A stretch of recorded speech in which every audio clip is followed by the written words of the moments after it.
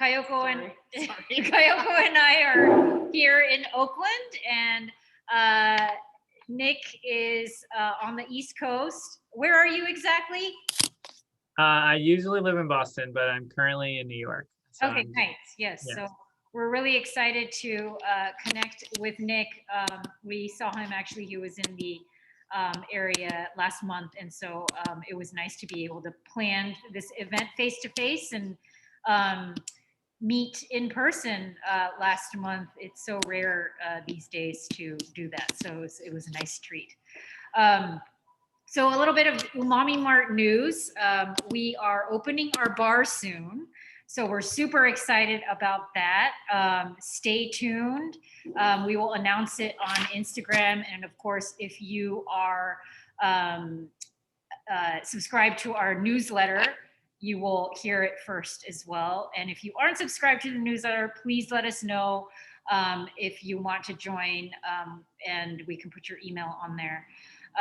During one of the fun things, or not fun, one of the developments during the pandemic, which was very exciting, was that we were able to get our spirits license for the bar while all of that was going on. So when we do reopen the bar, we can serve anything we like, because before we were limited to sake and 24% shochu under our beer and wine license. So it's very, very exciting that we can now try everything that we have in the bottle shop as well. We are celebrating 9 years in a few weeks, so that is really, really exciting. I mean, not only knowing that we survived 9 years, but also that we survived the past year, all of us. So we're excited to see everybody on the other side, and still excited to learn about all things Japanese and drinks. We always have an anniversary sale around our anniversary, which is in August. So also please stay tuned for that. It's our biggest blowout of the year. I am the sake director at Umami Mart, and we just brought in a bunch of new summer namas. So if you are on our site or if you come into the shop, ask us about these seasonal summer namas. They're pretty exciting and definitely refreshing and fun for the hot weather right now. I'm going to pass it over to Kayoko, and she's going to tell us a little bit about what's in store for tonight. Thanks, Yoko. Yeah. I am Kayoko. Thank you so much, everybody, for zooming in from all around the world. We know that you must all be sick of Zoom at this point, but we're so happy to have Nick, who's here with us from the East Coast. And you know, there's people here from all over, and so we're so happy to at least be able to connect people and talk about spirits and sake over Zoom from all around the world. We've got people here from Tokyo, Colorado, and right here in Oakland. So this is a lot of fun. I am the Shochu director here at Umami Mart, and I curate the Shochu Gumi quarterly, and that is a club. We've got about 50 members all around the United States. And I choose 2 bottles every quarter under a theme. So in June, we did Awamori, and that's why it's culminating to this event tonight with Nick, who is an Awamori specialist. Next quarter drop will be September, and that is going to be, actually, we're going to join forces with Sake Gumi, with Yoko, and do sort of a mashup sake breweries that also make shochu. So watch out for that. If you're not a member of the club, please consider joining. You can find more info about that on our site. But actually, most of you here are members already. So this is just a fun club get together tonight. Let's see here. We are so excited to have Nick with us. We're going to be talking tonight about the rich and fascinating history of Awamori, which is the precursor to shochu. And then we'll be making some cocktails at the end. So we're gonna all have happy hour together. I wanna thank Nick Korn, and we also wanna thank the Okinawa Distillers Association. members of which are here tonight as well. And they kind of sent us a bunch of awesome Awamori swag, like this great Taragawa t-shirt and these great glasses. And so if you haven't gotten one yet with your bottles, please ping us and we'll send you some, or you can pick some up at the shop. So thank you to the Okinawa Distillers Association for that. Nick Korn, based in Boston. I'm going to introduce you now. He's an Awamori specialist. He's been in the bar industry for over 10 years and now is the founder of Offsite, which is a company specializing in spirits education. And he had the honor to join the Awamori Jinbner program in 2000 and right before the pandemic. And so actually he came into Umami Mart right before the pandemic.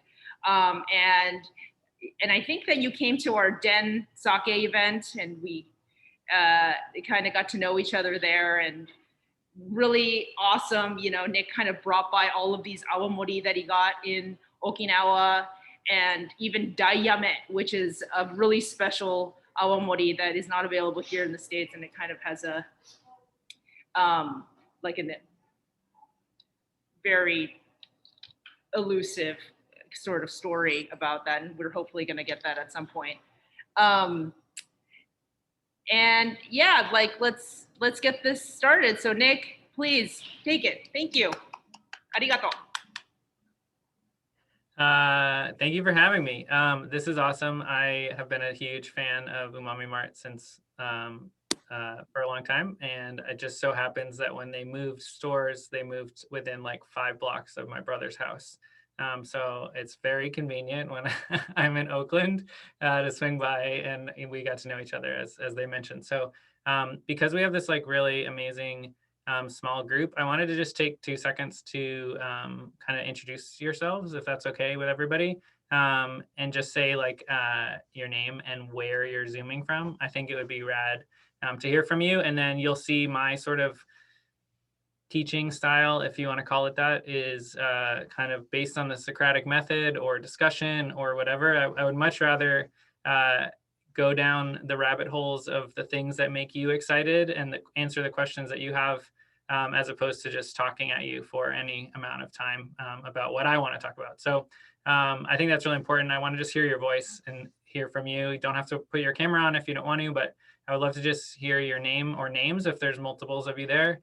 And just where in the world you're zooming from. And then as we get into tasting, similarly, if you guys want to use the chat, or if we want to just hear from you what you taste and what you think, as opposed to me just telling you what you should be tasting, because that's not fun for anyone, including myself. So I don't know if Kayoko, do you want to like call on people in order of your screen or something? Otherwise it becomes this sort of cluster of everyone talking at the same time.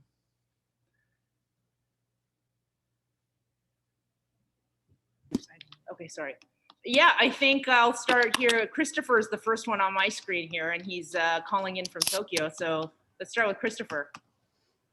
Hello, everyone. Christopher Pellegrini. I am in Tokyo, Japan, and I haven't been to the new Umami Mart location because I can't get over to where you guys are yet.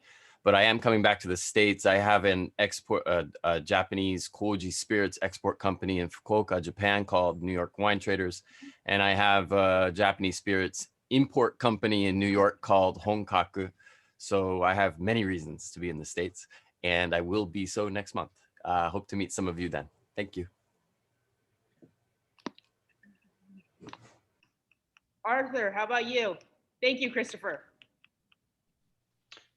I am Trey Fleischer, and I am zooming from Denver, Colorado, where it's warm. And I have the name, and hopefully I'm not mispronouncing the artist. It's Pheasants in the Snow by Jakuchu Ito.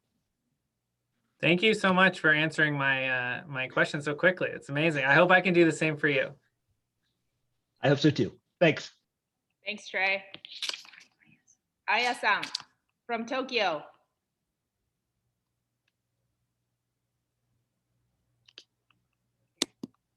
Aya-san, sorry, you're muted. Why don't I? Asuka. How are you? Thank you for today. Enjoy our mori. Thank you. Arigato. Thank you so much.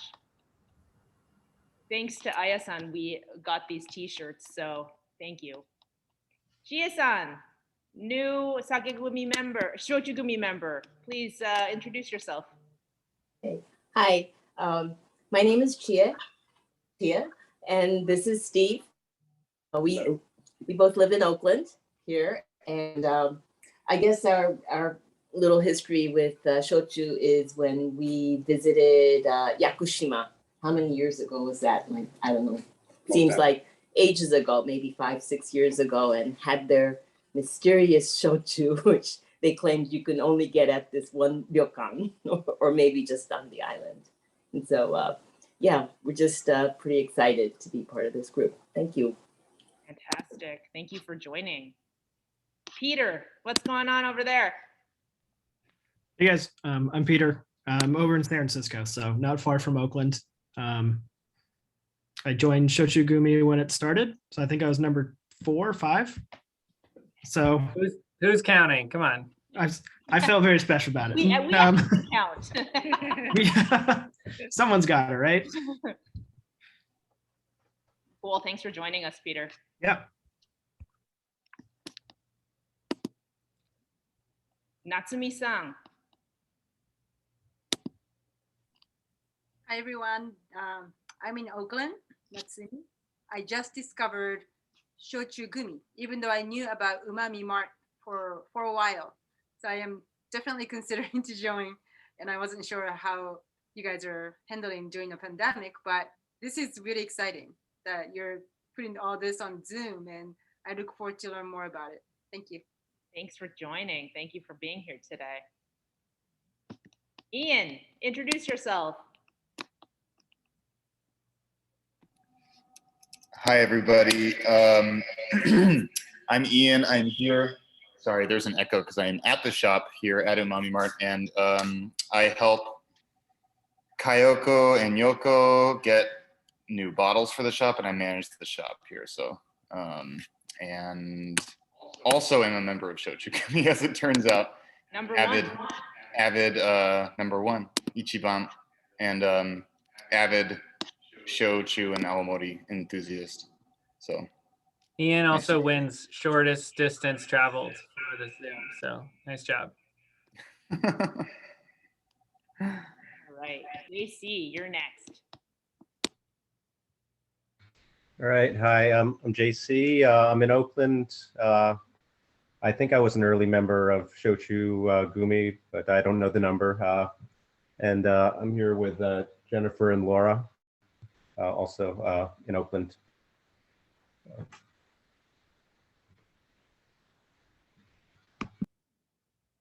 Yes, JC is also a member of our Sake Gumi, both levels, so he's super member. Keisuke, what's going on in LA?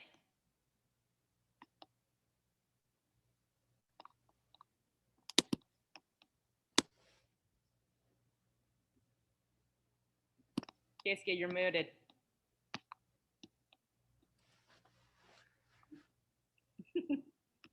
Okay, while Keisuke figures out how to unmute himself, Keisuke is my brother, so he'll figure it out. I think he's cursing at me. Okay, Tim, what's going on over there? Hey, just made it home from Alameda. I'm in San Francisco, and I think you guys asked like, hey, do you like Shochu? And I'm like, okay, I'll join the club. It didn't take much convincing.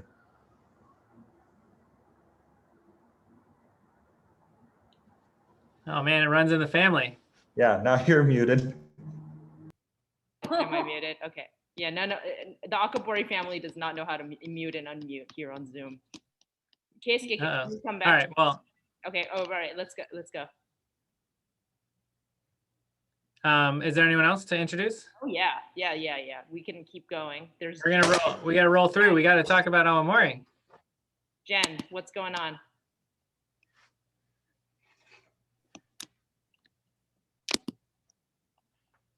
Jen? Looks like she's in the chat. She says she doesn't have a working microphone, but she's in Berkeley. Oh, We're okay. so excited to have you here, Jen. Great. Ariel, how about you? I'm joining from San Francisco. This is my second Shochu Gumi event, and I live right by the restaurant I first had shochu at, which is Halu. Cool.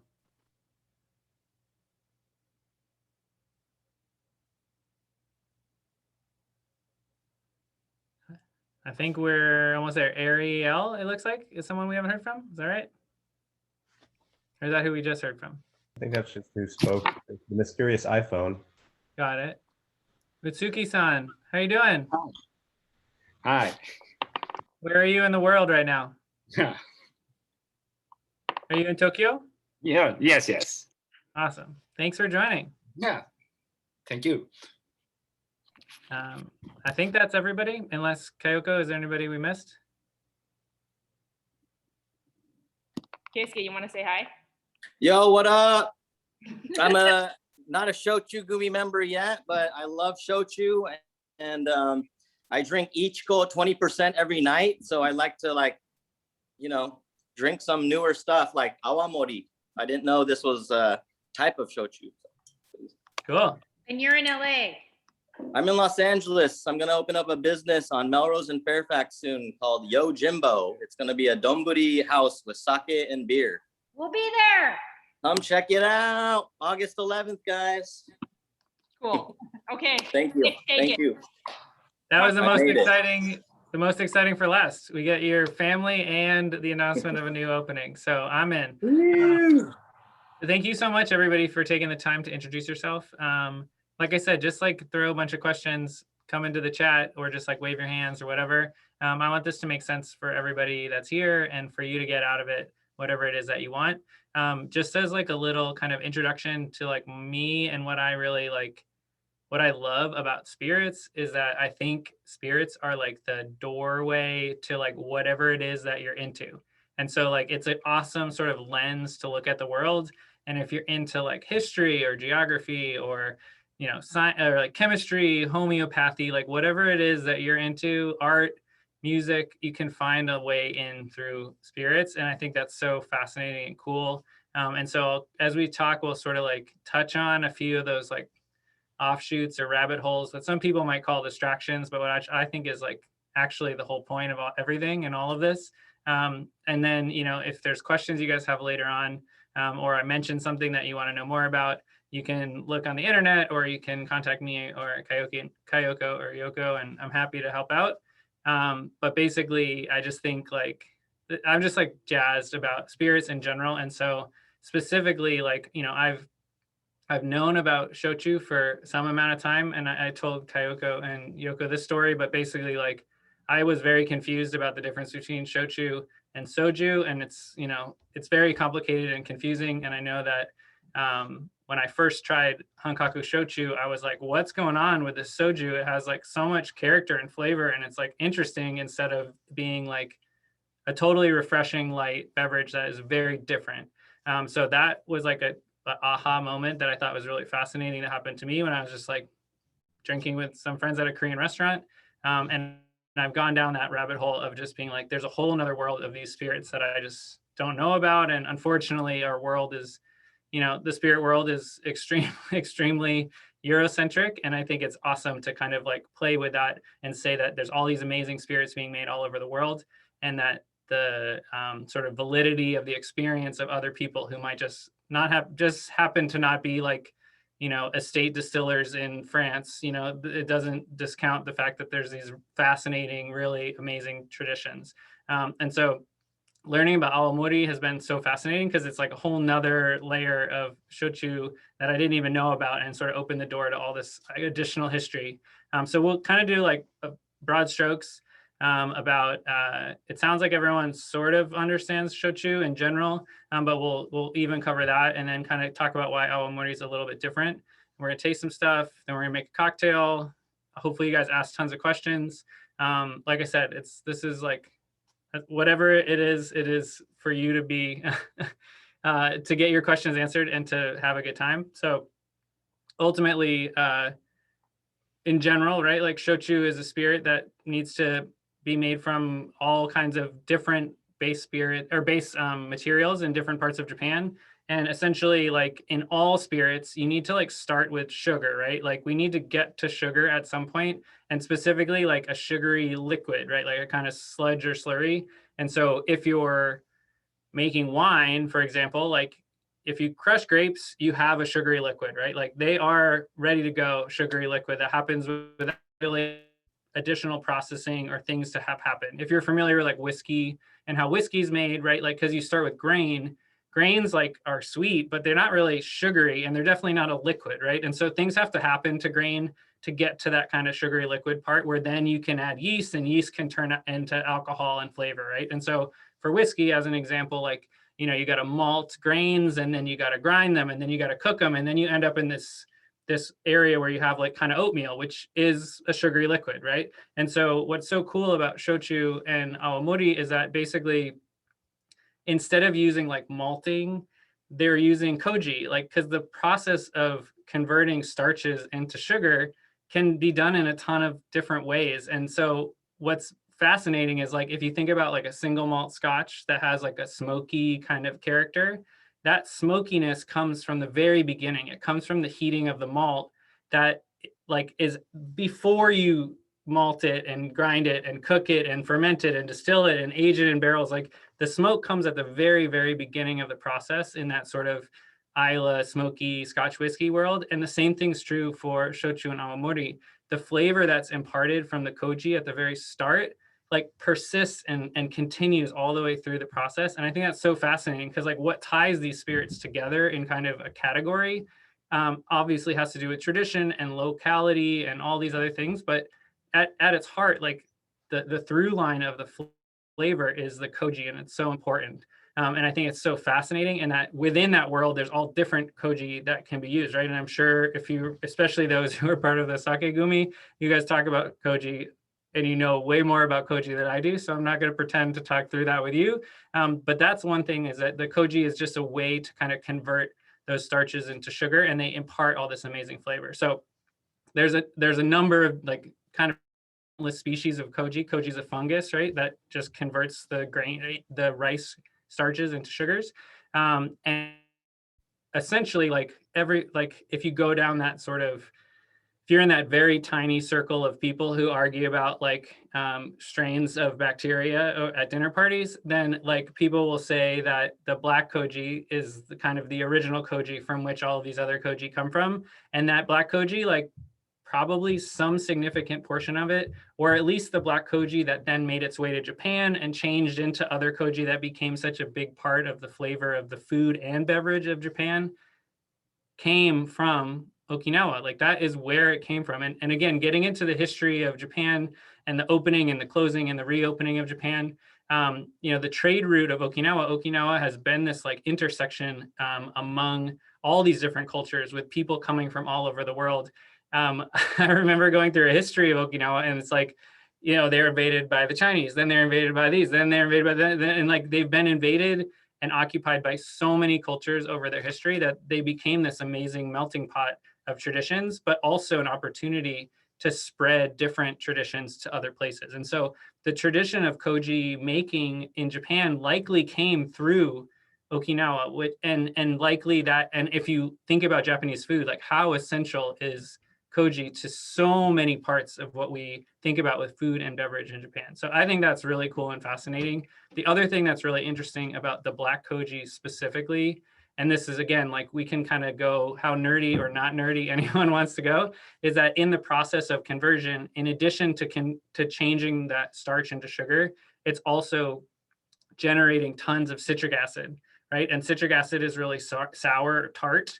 And it's not that awamori is sour at the end, right? And like, we'll talk about that in a second, but what's so important about the sourness at the beginning is it's basically like protecting this fermentation from all the other things that are going to happen. So if you think about where Okinawa is, like Okinawa is so unbelievably far from Japan and so far south, it is like the Hawaii of Japan. Like there's literally like a culture of like Hawaiian shirts in Japan or in Okinawa. Like and that's not just because of the American intersection. It's like this whole culture has grown up around like this tropical destination. And so because it's hot and tropical, like things just go bad, right? If you leave something out when it's like hot and sticky out, it'll ferment or mold will grow on it, right? But like coldness protects things, right?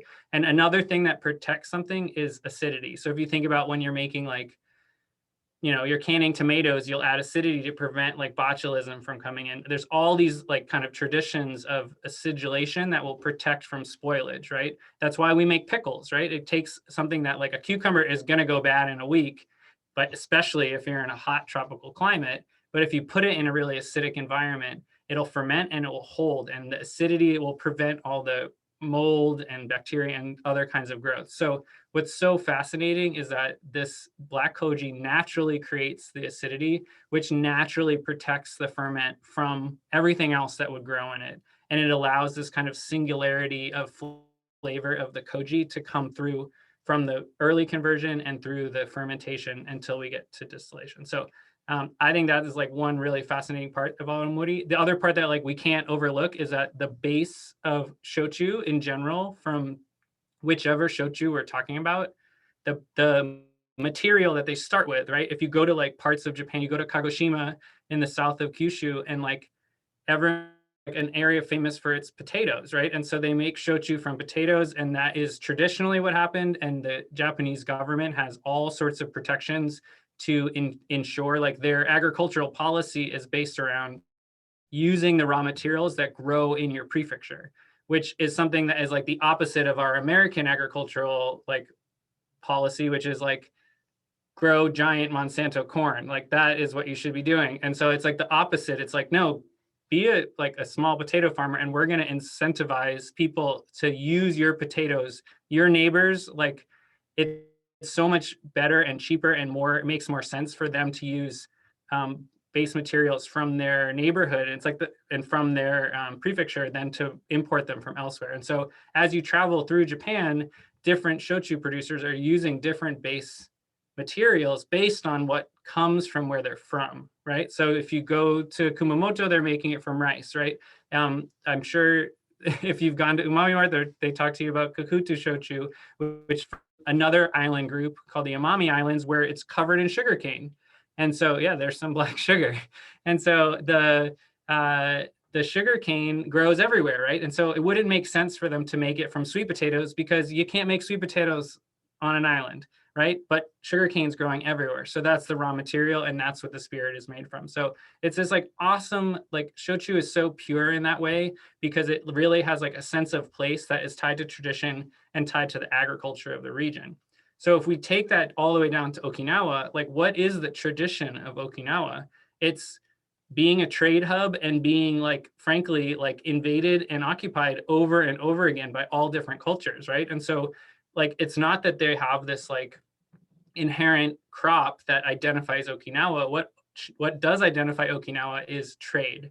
And so the base spirit in Okinawa, or the base material from which the spirit is made, makes perfect sense. It's something that is traded through Okinawa. And so the base spirit or the base material of Awamori is actually rice that's grown like the Thai style long grain rice, of which it was a huge part of, it's a staple, it's a commodity. It was traded through Okinawa for centuries, and they weren't growing small grain rice. They weren't importing small grain rice from other islands of Japan. And so like, if you go to lots of parts of Japan, like long grain Thai style rice is like not a big part of Japanese culture, but it is a big part of Okinawa culture because of them being in the midst of this sort of makes a cultural community because of the nature of what Okinawa has become. So awamori has to be made from this Thai style rice, and most of it is imported because traditionally that always happened. What's really, really cool is that now there's this new movement of people starting to grow long grain rice in Okinawa so that they can start to play around with like, is there a sort of homegrown Okinawa grown long grain rice future of awamori, where now we can start about like talk about estate grown grain in the same way that that's happening in the other prefectures for other kinds of shochu. So that gets us like up to fermentation basically. Does anyone have, if you guys have questions, please just like pile them in. I'm just going to keep going if that's okay with you guys. And if is this too nerdy, not enough. There's like a whole spectrum we can go on. I'm just trying to show you all the different parts and pieces, and hopefully there's at least one thing that lights a fire in y'all. So basically, if we get to fermentation, you ferment something just like you're making beer, wine, whatever, and that gets you a fermented liquid that then you need to distill, right? And I don't know, I'm not going to assume everyone has like a chemistry degree in distillation, but essentially like the idea of distillation is that you are like concentrating the alcohol, right? Like something like beer or wine is like maybe 10% alcohol, right? And then a spirit is like maybe 40 or more % alcohol, right? So a big goal of distillation is just separating alcohol from water, right? It's concentrating the alcohol. But another thing that is so fascinating about distillation is it can also allow you to select for certain kinds of flavors or textures or aromas that you want. So you're concentrating and selecting at the same time. And you can use different kinds of stills. You can use different ways of running those stills to get kind of the desired flavor. And so on one end of the spectrum is like, if you have like a very neutral flavor, very neutral vodka that has like almost no flavor, right? And that is distilled on like a giant column still with tons and tons and tons of plates. And the idea there is to like separate out like basically as close to possible, like pure ethyl alcohol, like just alcohol and a little bit of water and a tiny bit of like flavor, right? But you can get something to be like 90, almost 95% alcohol on one of those stills if you're running them in a crazy way, right? On all the way on the other side of the spectrum is like an inefficient still. And the inefficient still is doing two things very differently. It's not concentrating the alcohol as much, right? So what you get off the still is a lot lower % alcohol. And it's also not having the same precision of selection. And so you end up getting all these other things that come into your distillate that wouldn't make it over into that really neutral vodka, right? And by make it over, I mean, at its very heart, a still just like heats up a liquid until it evaporates and then condenses that liquid down, right? So that's the kind of over that I'm talking about. And so you can run different stills in different ways, but what's so fascinating and so cool about Awamori distillation and a lot of shochu distillation, to be honest, is they basically are like, bring it all. I want all of it. And so if you think about a neutral vodka being 95% alcohol, so that allows you to have about 5% of other stuff, right? And that includes flavors, aromas, textures, everything else. Like you got only 5% of your volume. When you're distilling something to only like 30%, 70% of it is all that other stuff, right? And that's a lot of flavor. Like we're talking flavor town, just like crazy flavor, right? And so what's so crazy is these stills are run fast and hot and quick, and they're just like, I want it all. And so a lot of times you'll hear in distillation, there'll be like heads and hearts and tails cuts. Those cuts are so wide, they keep so much of it in Awamori production. And the distillate that comes over is like very rustic, I think is the best way to say it. It is not like elegant. It's not like 95% pure. It is like got all the stink and funk and texture and aroma, which is like awesome, right? It is like so concentrated and so fascinating.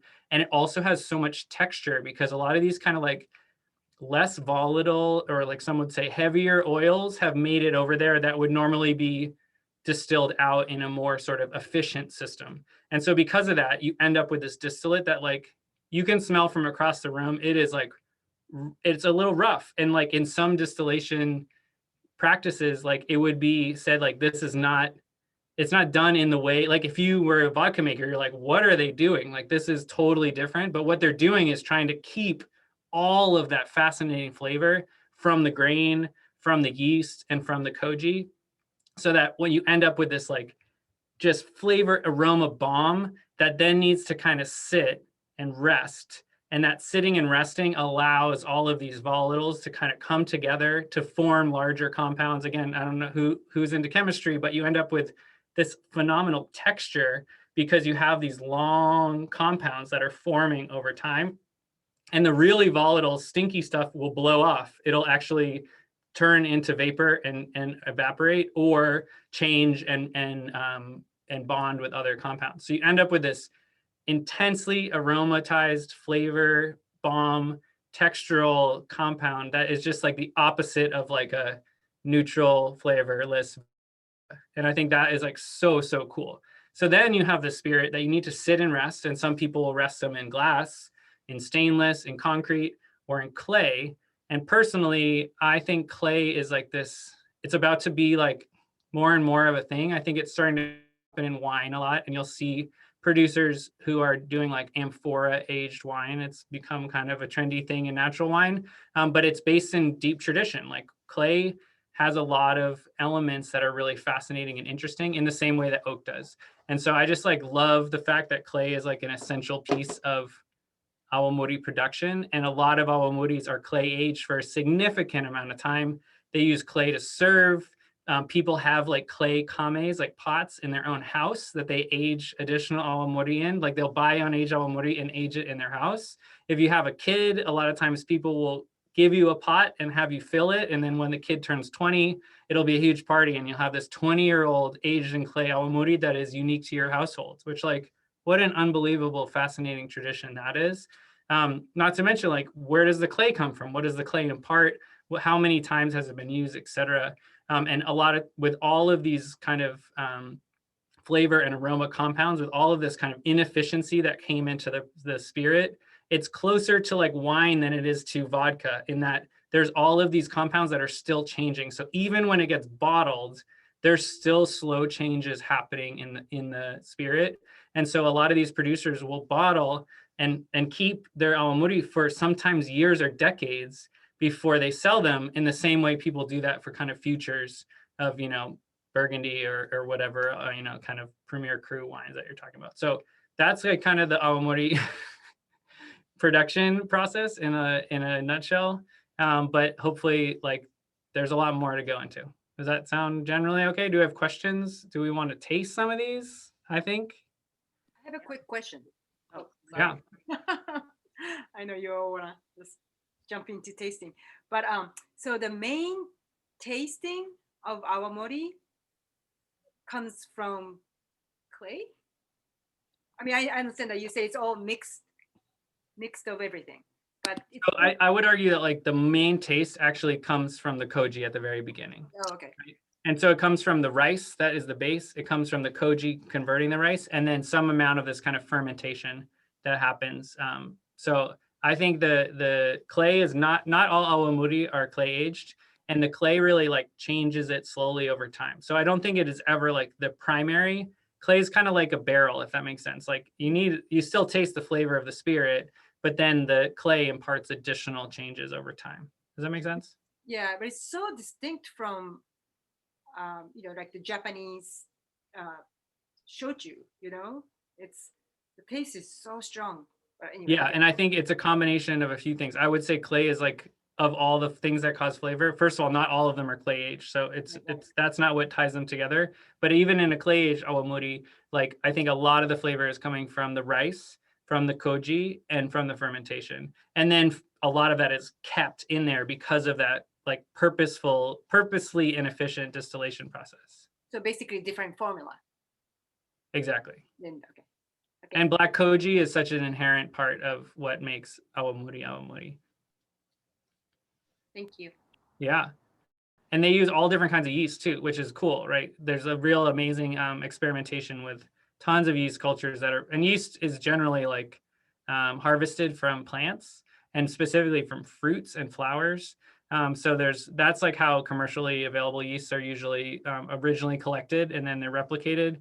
And that's happening. And there's tons of the producers who will use yeast from a mango, yeast from a hibiscus, yeast, like they really want to like take these floral and fruity elements and continue to elevate them, both from the raw material, from the koji, and then from the fermentation. And then when they get to distillation, they want to keep all of that kind of complexity.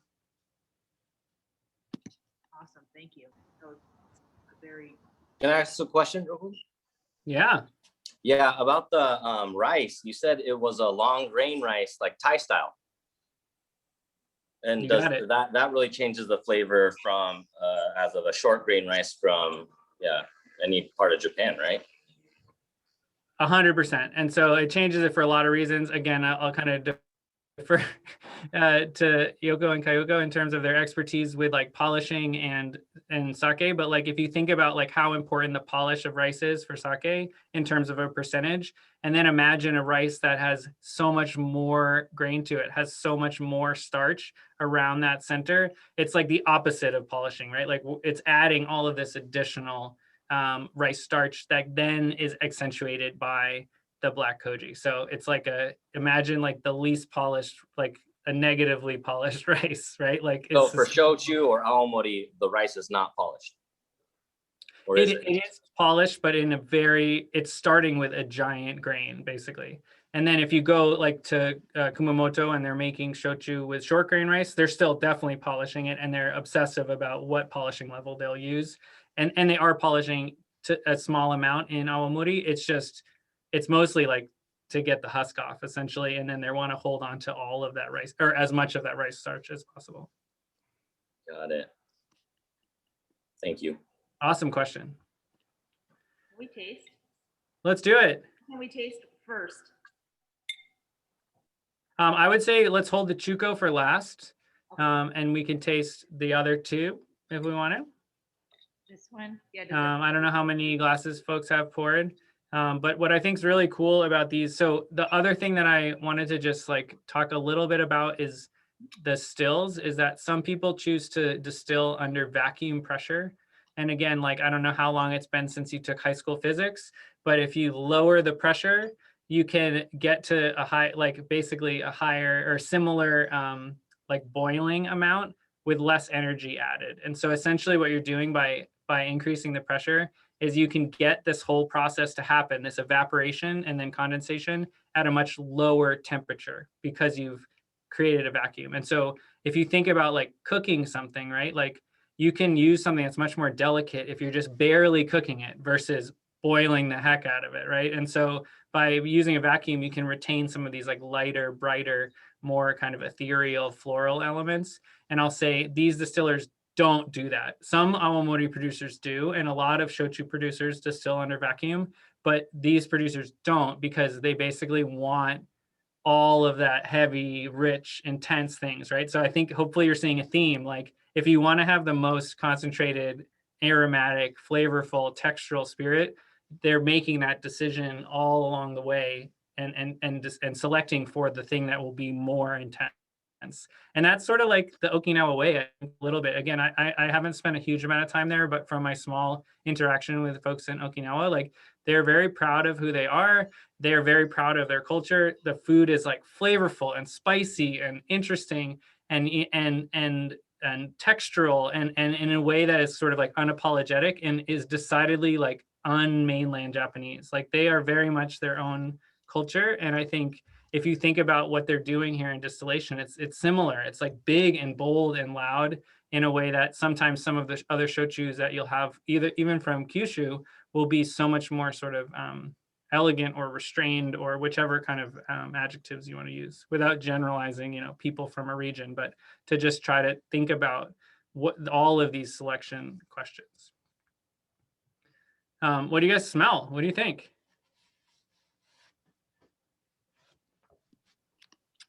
We are having the Mizuho right now, and I don't know if the members have any of this left because I seriously think that you can drink this bottle in one night. It's just so crushable. It's 20%. Like I definitely had some members just say that they drank it in one night.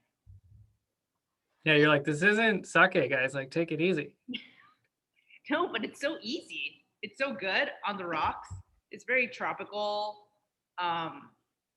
You definitely get that characteristic of the black koji, but it's not so pungent the way that Awamori can be because it's only 20%.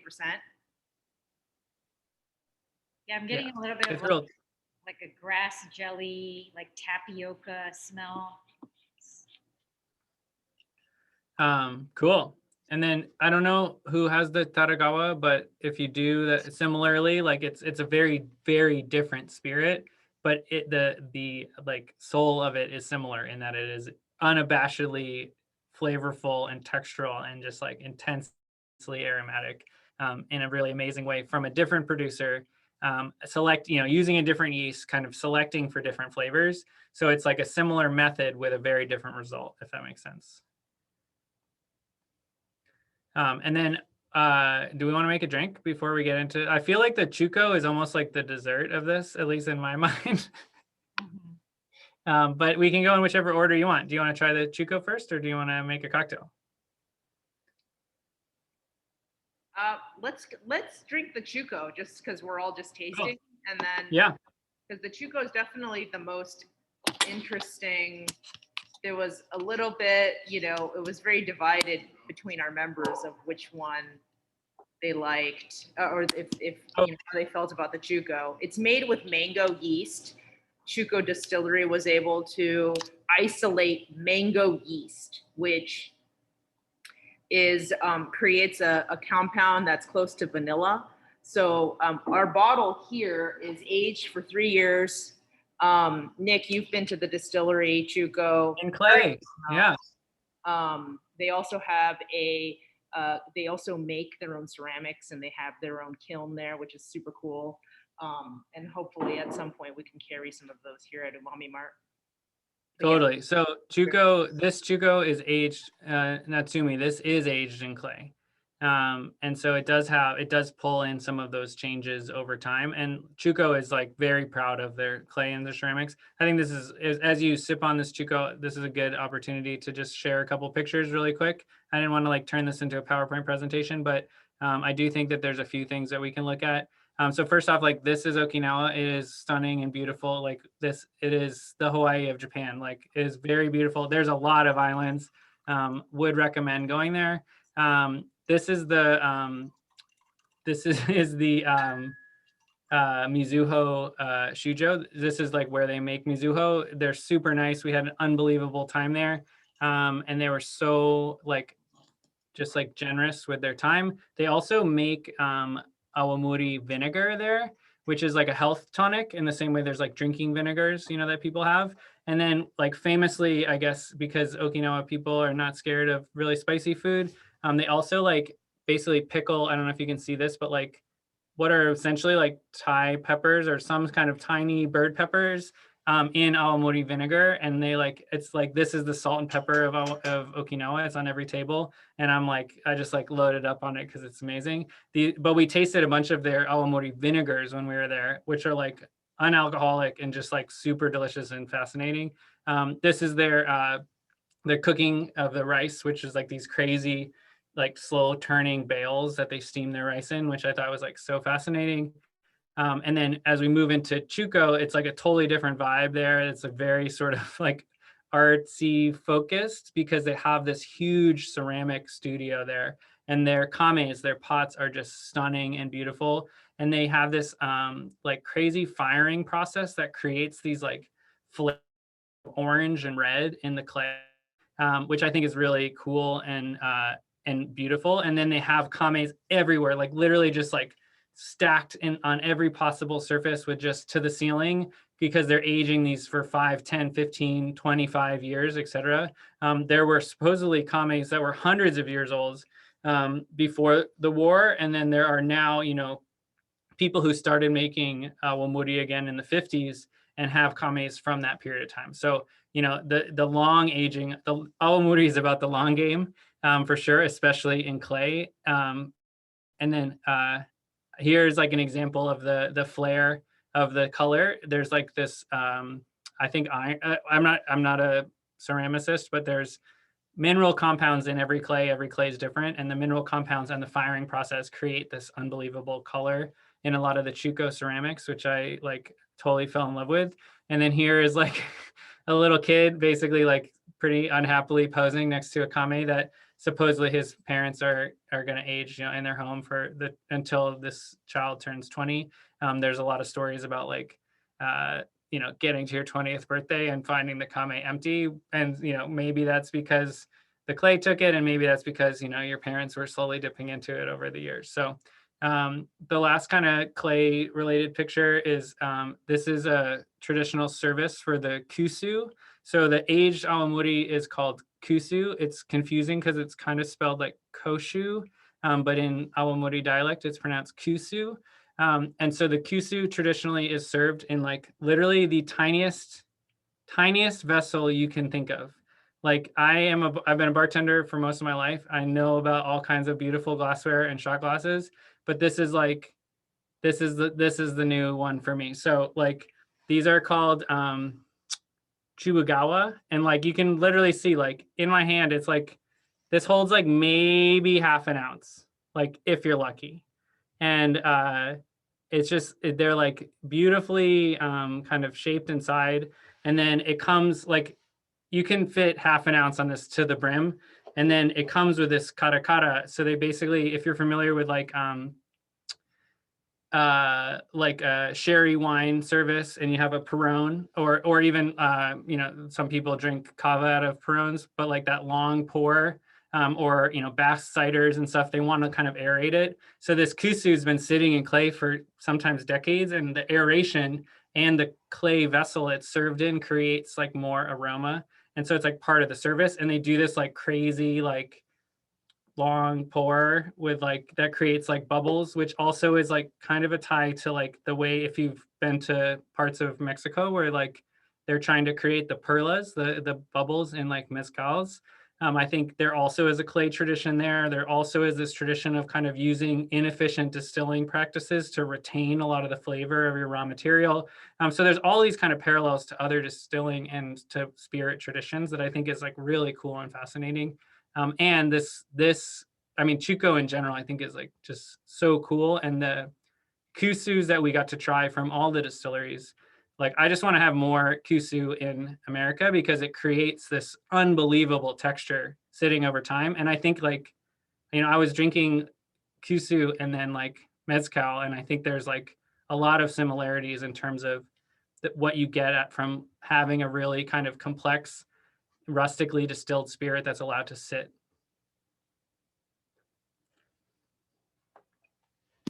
Kanpai. And it's really tasty. Yeah, it is. But does everyone get that texture? Like the difference between the Mizuho and the Chuko, there's a lot of things that are different. But to me, like the two main things are, one, the texture. It is like silky. Like it is crazy how like mouth filling that is. That is a feeling in a spirit that is very, very rare without things added after distillation. So some spirits will add like glycerol or glycerin or sugar to create that feeling. This does not have that. It is doing it on its own. And like, this is what all of those people who put additives in their spirits are chasing.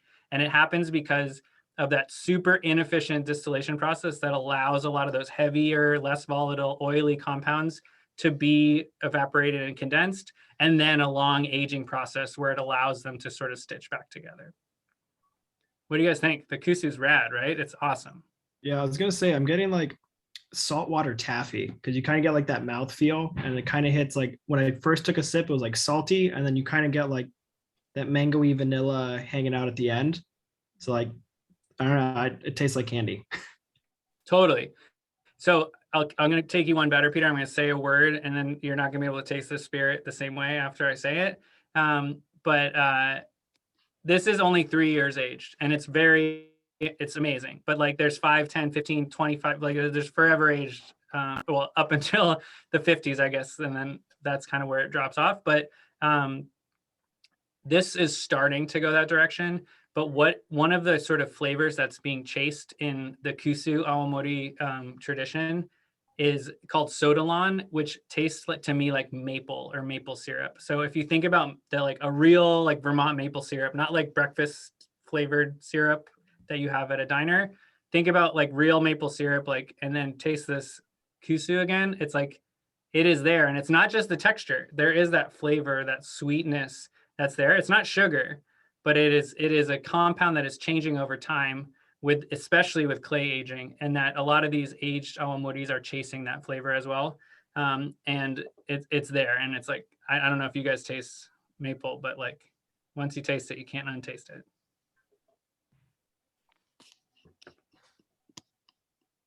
One of my friends is from Canada, and we make fun of her all the time because every cocktail she makes has maple syrup. It doesn't really, but we just joke with her. And so when we were like, we found you the spirit. This is the one.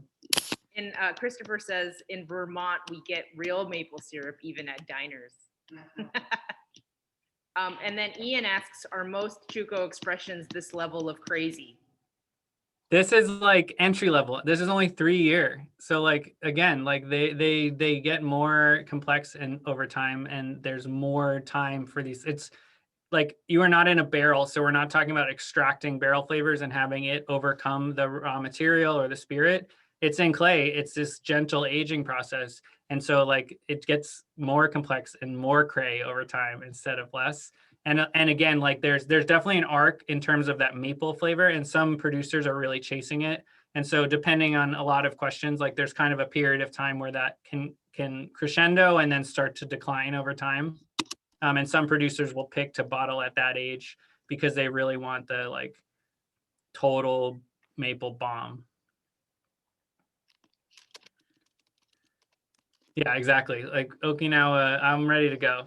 And I think, you know, if you're going to Okinawa, you got to go to Umami too, which is like kind of halfway between Kyushu and Okinawa. And it's kind of like forgotten about for whatever reason. I talked to a bunch of Japanese people and they're like, no one goes to Umami. Why did you go there?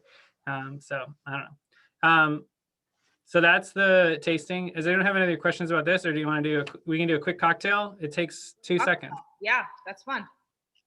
Okay, I don't know if anyone is a cocktailian out there. Any like secret cocktail like professionals, longtime bartenders? Christopher, I'm looking at your vest. I feel like you're giving me some bartender vibes. I am behind the bar a lot, but mostly there just for moral support and for spirit depletion. That's good. Okay, so I'm gonna walk you through like what we call the Mizuho Marg. So it's like a margarita inspiration. I believe that cocktails should not be pretentious.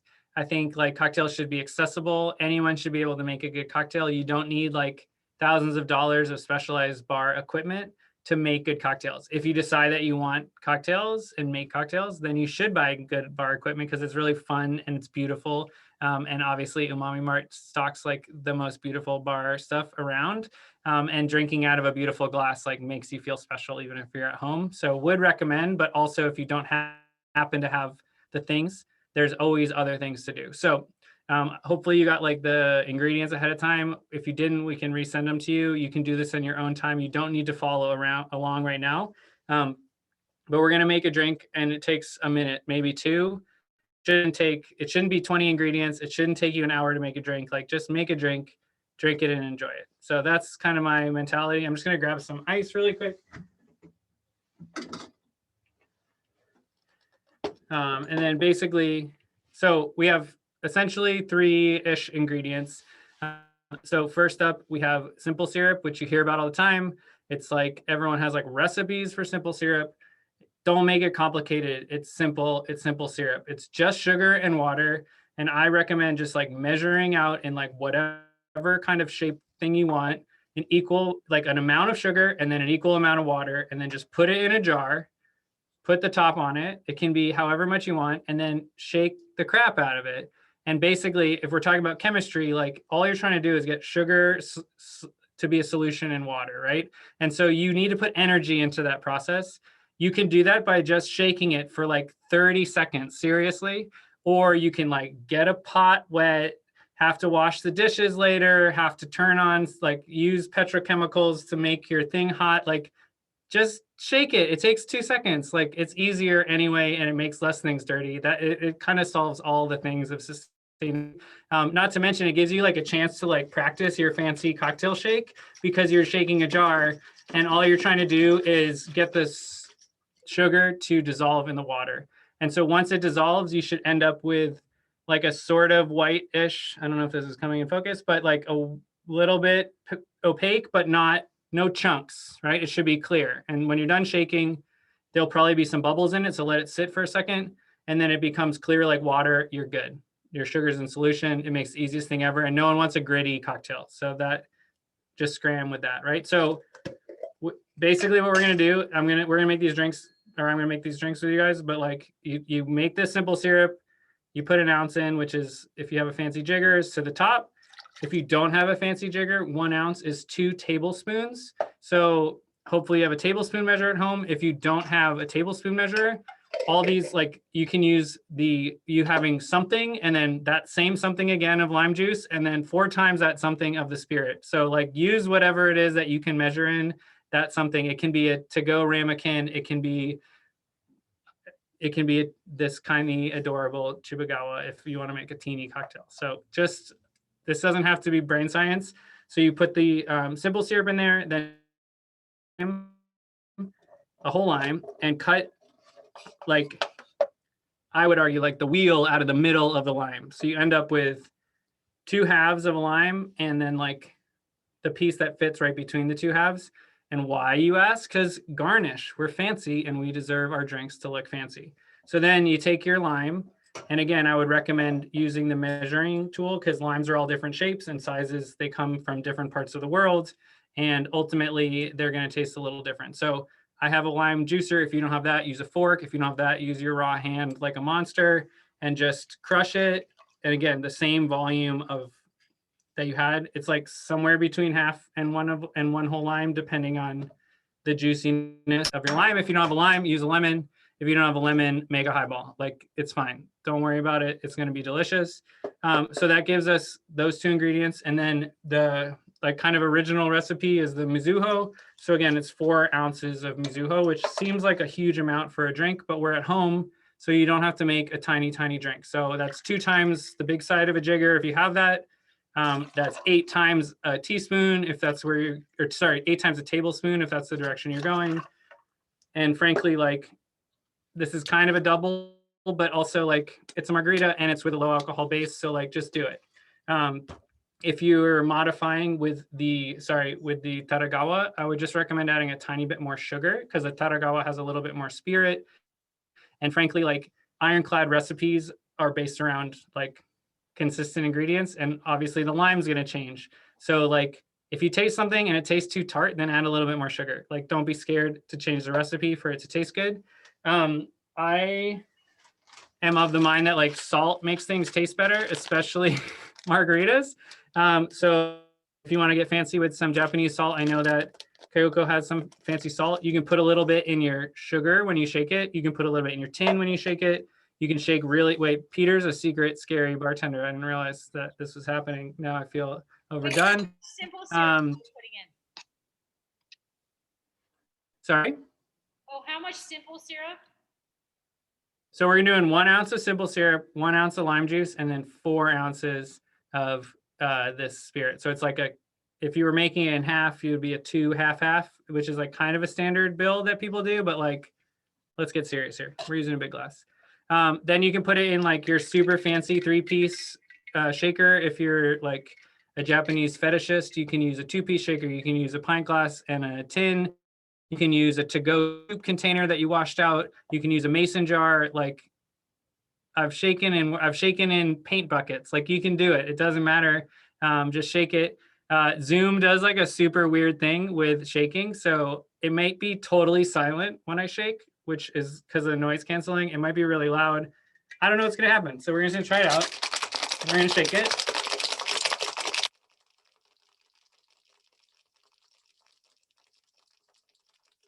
And then basically, like, you want to shake until like it gets like frosty and it feels too cold to hold on to.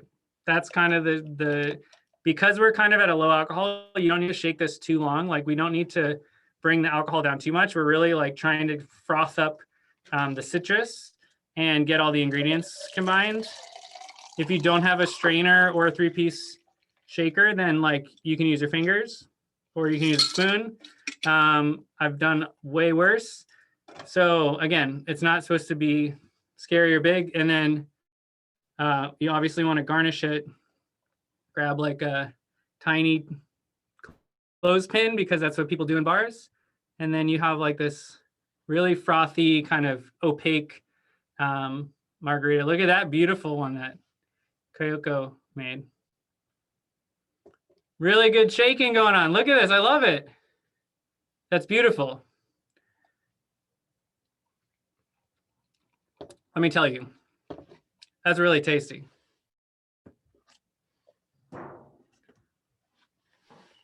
Kanpai. Kanpai. Hey, come by, everyone. Come by. Wait, one more time. Bye. Bye-bye. Bye. Yay. Oh, sorry. The other thing I'll say about margaritas is I mentioned it in the like sort of recipe, but like in Texas, they make something called the ranch water, which is just a margarita topped with Topo Chico or some kind of soda water. And it's hot out, especially if you're one of these people coming from Tokyo where it's just sticky and hot and you just like want a refreshing drink. Like, I don't think a margarita is actually that refreshing when it's really hot out, because I want like more bubbles and I want more like a lower alcohol. And so a ranch water is like perfect for that hot Tokyo Olympic weather right now. And so again, it also stretches the drink and makes it really, really delicious. This spirit is so flavorful that it holds up in that drink. It doesn't make it hurt any less. That's true. Anyway, I think this is really tasty. It's like, we all know what a margarita is, so why not have a shochu or a awamori margarita? You like the drink? Tastes okay?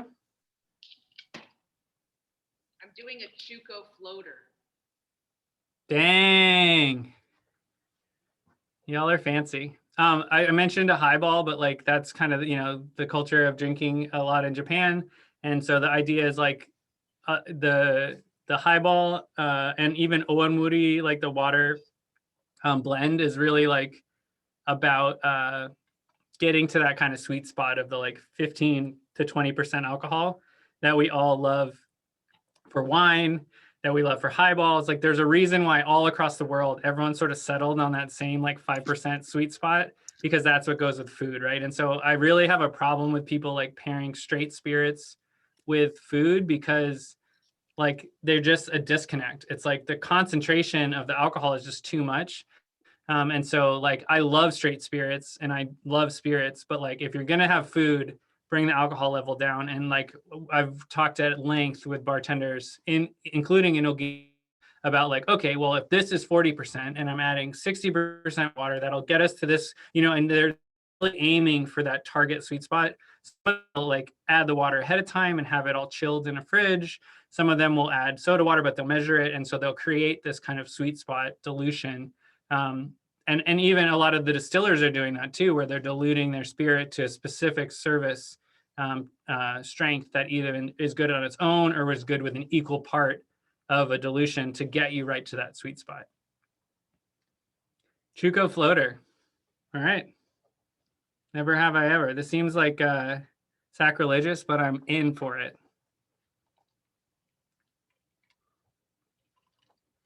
All right, that's sort of today's program.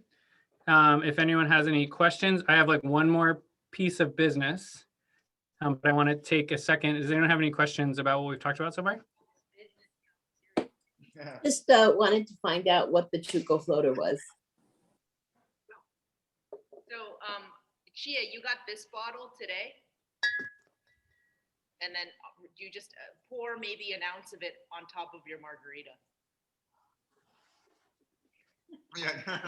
So, sometimes like I'll ask for a mezcal floater, on top of my margarita to kind of give it a smokiness. It's very cheesy. It's very 90s, but it's fun. Yeah, or like a Midori floater, or you just go for it, Okay, quick question. Oh, sorry. Yeah. Yeah, just on top. Yeah, nothing fancy. You just drizzle it on top.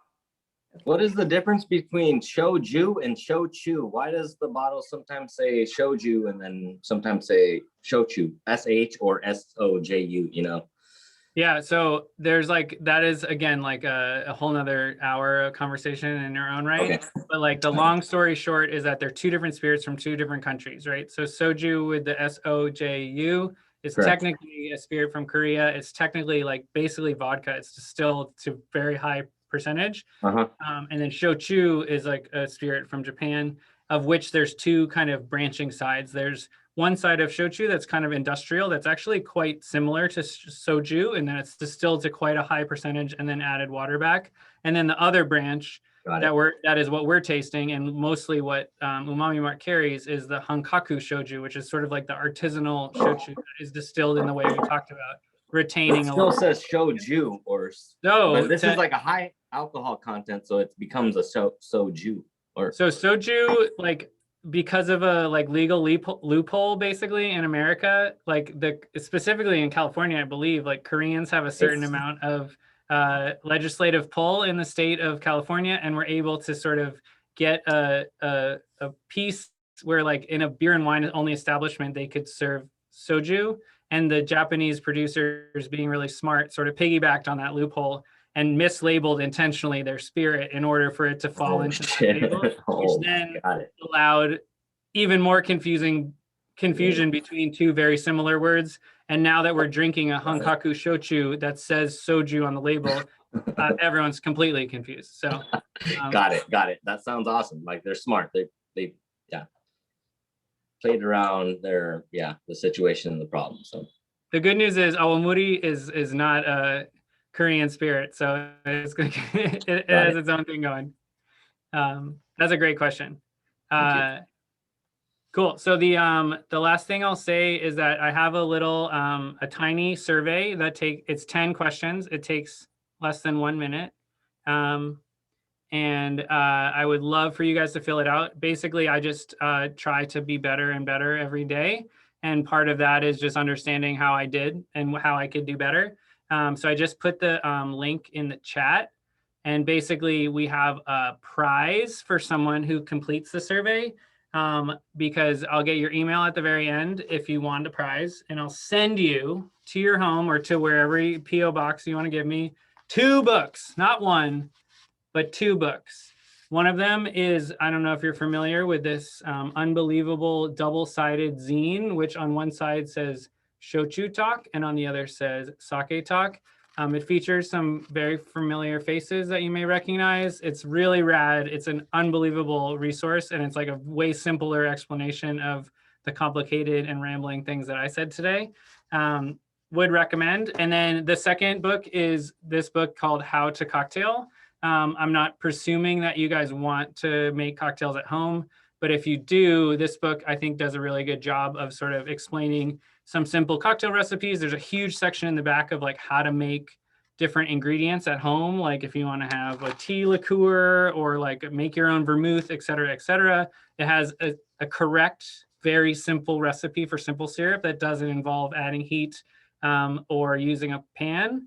Which makes me very proud. And I worked on this book alongside America's Test Kitchen. So I think it's really cool. And I will send both books to you or to someone, one of the person who completes the survey. So I would really appreciate you guys taking 1 minute, and hopefully I can send one of y'all a little care package. Kayoko and Yoko, anything you guys want to add? No, thank you so much. That was really very thorough. And yeah, we got to taste through these awesome awamoris, and we got to know the history behind it. And now too, a lot of stuff I think that Yoko and I didn't know. So it's really educational. So thank you so much. Yeah, thank you. So fun. Thank you. Amazing. Thank you so much, everybody. And I hope you have a great day and go out and drink awamori and make margaritas with anything you can find. What is it, Peter? Peter Awamogrita. Yeah. So good. TM. Yeah. Copyright in that. Yeah. It's always nice to All right, drink thank you. awamori at 5:30, in the evening. So. You know, he dropped the link in the chat, JC, but I will also be emailing you all the link to the survey and the recording of this. If you would be Great, because we can't figure out how to save the chat. Thank you. Save the chat. Everybody for joining from around the world. Thank you. Thank you. Hi, arigato. Thank you, Nick. Bye, everybody. Thanks, Nick. Thank you. Bye-bye. Thank you. Bye, Nick. Bye, Umami Mart. Thank you so much. Bye-bye, Kay. Arigato. All right, yeah, am I supposed to hang up now? Or? What? Bye, guys. Bye-bye. Bye, guys. Bye-bye. Yeah, Nijika. Aya-san, arigato. Thank you. Thank you so much. Thank you. And yes, we will, I will email you all of the information. Bye-bye.